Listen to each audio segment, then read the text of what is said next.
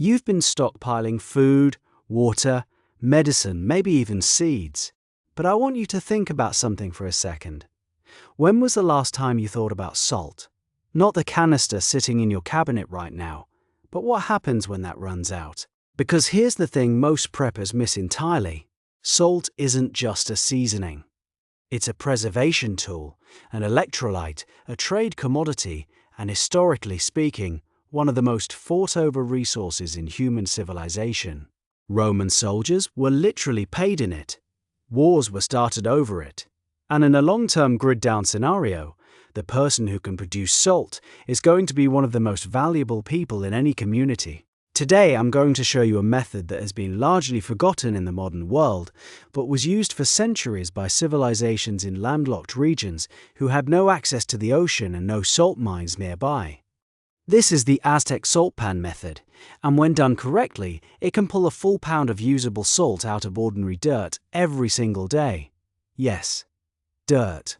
And before you roll your eyes, I want you to understand that this isn't primitive or unreliable. This is chemistry that works, and it works consistently. Let me give you a little background first, because understanding why this works is what's going to help you actually do it successfully. Salt doesn't just exist in the ocean or in underground deposits.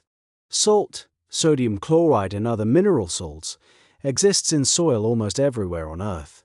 The concentration varies wildly depending on where you live, but the principle is universal. When water moves through soil over thousands of years, it carries dissolved minerals with it. In arid and semi-arid regions, when that water evaporates, those minerals get left behind and concentrate near the surface. The Aztecs, specifically the people living around the lakes of the central Mexican plateau, figured out how to exploit this process intentionally and at scale. The region around Lake Texcoco, where Tenochtitlan was built, had naturally salty soil along the lakeshore margins, but the process the salt workers, the papalome as they were sometimes called, used wasn't just waiting for evaporation. They were actively cycling water through salt-bearing soil to extract and concentrate the mineral content, then evaporating off the water to leave pure salt crystals behind. It was essentially a low-tech leaching and evaporation operation, and it was sophisticated enough to supply an empire. So, here's how you replicate this. The first thing you need to do is find your source material. And this is where people get confused, because they think they need to find a salt flat or a naturally salty area. That helps, obviously, but it's not strictly required. What you're looking for is soil that has a high mineral content. There are a few ways to identify this. First, look for areas where vegetation is sparse or where certain salt-tolerant plants grow. Things like saltbush, greasewood, pickleweed, or sea purslane if you're in coastal areas. Second, look for white crusty deposits on the soil surface. That white crust is effloresced minerals, meaning salts that have been pulled to the surface by evaporation.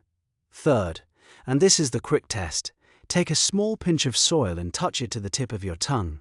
If you get a distinctly salty or mineral taste, you've got workable material. Even soil that tastes only faintly salty can yield usable product if you process enough of it. Now, if you're working in an area without naturally occurring salt soil, you still have options. Any soil near a dry lake bed, any soil that has had standing water evaporate repeatedly, soil from the banks of streams in arid regions. These can all carry workable concentrations. You can also look for old agricultural land that has developed saline problems, which unfortunately is common in many parts of the American West and Southwest. Once you have your source soil, you're going to build what the Aztecs called a leaching bed, though we can use a more modern improvised version. Traditionally, this was a clay-lined pit or a shallow depression prepared specifically for this process. In a survival context, you can use a large tarp, a stock tank, a kiddie pool, a series of 5-gallon buckets, or even a clay-lined hole in the ground. The Aztecs used prepared earth basins sealed with compacted clay. The principle is the same regardless of what you use. Here's the basic setup. You need a primary leaching vessel and a collection vessel below it. Think of it like a two-stage system. Your primary vessel is where the soil goes. Your collection vessel is where the salt-rich water, called brine, drains into. If you're using buckets, drill several small holes in the bottom of your leaching buckets and set them over a larger collection bucket. If you're using a tarp setup, create a slight depression that drains toward one corner where you can collect the runoff. Now load your primary vessel with the salt-bearing soil. You want to pack it moderately, not so loose that the water rushes through without picking up minerals, not so tightly that the water can't move through at all. A good depth is 6 to 12 inches of soil. Then you slowly pour water through it. The Aztecs used lake water, which itself had some mineral content. You can use any water you have available, but if you're concerned about contamination, rainwater or clean stream water is ideal. Pour it slowly and evenly across the surface of the soil. Let it percolate down through the mineral-bearing layers and collect whatever comes out the bottom. What drips out is your brine. The first few passes through the soil will produce relatively weak brine. You keep cycling this collected liquid back through the same soil or through fresh soil to build up the concentration. The Aztecs were very systematic about this. Weaker brine would be run through fresh salt-bearing soil repeatedly until the concentration was high enough to be worth evaporating. You can test concentration by floating an egg in it, using a hydrometer if you have one, or simply by taste and observation. Brine that's ready to evaporate should taste intensely salty, close to the saltiness of seawater, or stronger. Once you have concentrated brine, the evaporation stage begins. This is where the Aztec method really shines in terms of elegance and efficiency. The traditional approach used shallow clay evaporation pans set over low fires. The shallower the pan, the faster the evaporation. You want maximum surface area and minimum depth, ideally no more than an inch or two of brine in a wide flat vessel. Large cast iron skillets work beautifully for this. Sheet metal fashioned into shallow pans, clay vessels, even rocks with natural depressions if you're truly improvising. You apply gentle heat, not a rolling boil, but a steady low simmer. Boiling vigorously wastes fuel and can cause the salt to splatter out of the pan. What you want is slow evaporation. As the water evaporates, you'll see the brine thicken. Then you'll see crystals beginning to form at the edges and on the bottom of the pan. This is your salt precipitating out of solution. At this stage, you can either continue until the pan is nearly dry and collect everything, or you can harvest the larger crystals as they form and keep the remaining liquid cycling. The crystals you're collecting at this point are raw salt. They may have a grayish or brownish tint from mineral impurities. That's completely fine and actually normal. Sea salt, traditional Celtic salt, Himalayan salt, all of these have some level of mineral content and color variation. Your product is edible and usable. If you want to purify it further, you simply dissolve it in clean water, filter that solution through cloth or a fine filter to remove particulate matter, then evaporate it again. The second evaporation produces much cleaner, whiter salt crystals. Now let's talk about yield, because I said a pound a day, and I want to explain what that actually looks like in practice. The yield from this method depends entirely on the salt content of your source soil and the efficiency of your setup. High-quality salt-bearing soil in regions like the American Southwest, the Great Basin, parts of the Central Plains, or along dried lake margins can yield very high concentrations. Aztec workers processing large volumes of quality salt soil with experienced technique could produce substantial quantities. For a reasonably skilled operator working with decent source material and a properly sized system, a pound a day per dedicated operator is an achievable benchmark. In particularly rich soil areas, significantly more is possible. To scale to a pound a day, you're likely looking at processing somewhere between 50 and 200 pounds of soil depending on its salt content, cycling the brine multiple times to reach adequate concentration, and running evaporation continuously or in multiple batches throughout the day. This is real work.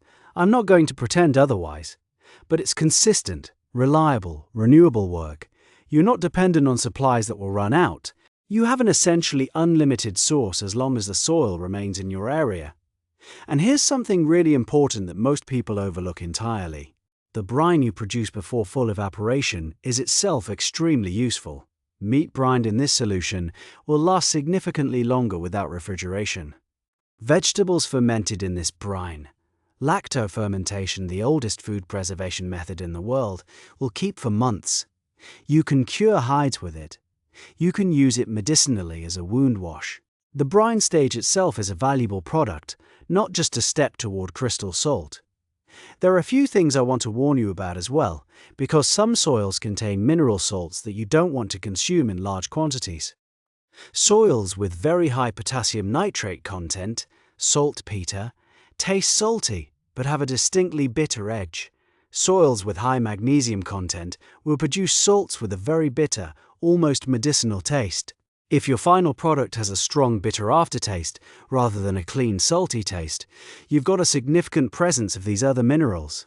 Not necessarily dangerous in small amounts, but worth knowing about. The double purification method I mentioned, dissolve, filter, re-evaporate, helps remove or reduce many of these impurities.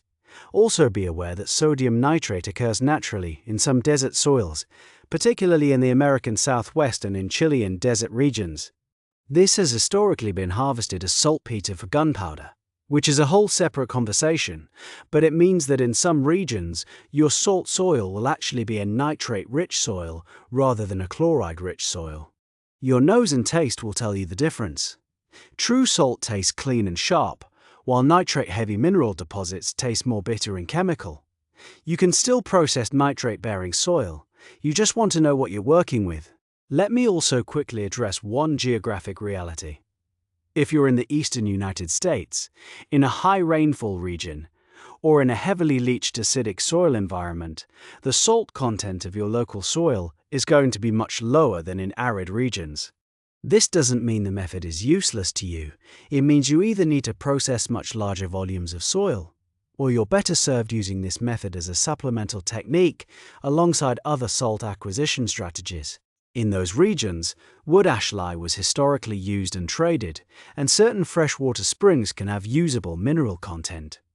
Knowing your region's chemistry is part of the preparation.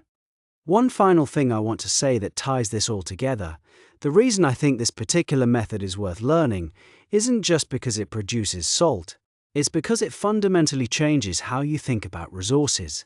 Most people in a grid-down scenario are going to be looking at what they stored. They're going to be counting cans and measuring water and rationing supplies. The person who knows this method isn't rationing, they're producing. And production mindset in a survival situation is the most valuable resource of all.